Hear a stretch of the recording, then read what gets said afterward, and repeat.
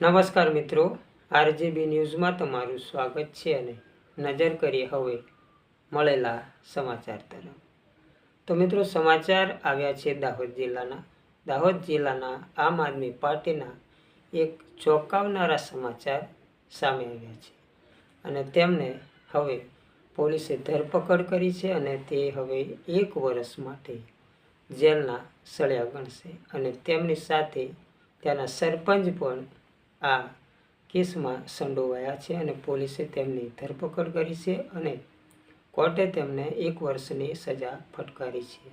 તો તે નેતાનું નામ જાણીશું અને આગળ કાર્યવાહી શું છે તે પણ આપણે જાણીએ।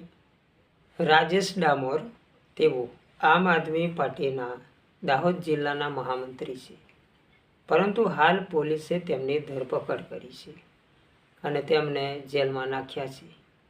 આ નેતાજીએ એક ચેક લખ્યો હતો અને આ ચેકની રકમ ઘણી મોટી હતી અને આ મોટી રકમના કારણે ચેક બાઉન્સ થયો હતો અને તેમના વિરુદ્ધ કાર્યવાહી ચાલુ કરવામાં આવી હતી, જેમના અનુસંધાને કોર્ટે આમ આદમી પાર્ટીના નેતા રાજેશ ડામોર અને સરપંચને 1 વર્ષની સજા ફટકારી છે અને આ ઉપરાંત 5 લાખ રૂપિયા ભરવાની આદેશ પણ કરવામાં આવ્યો છે।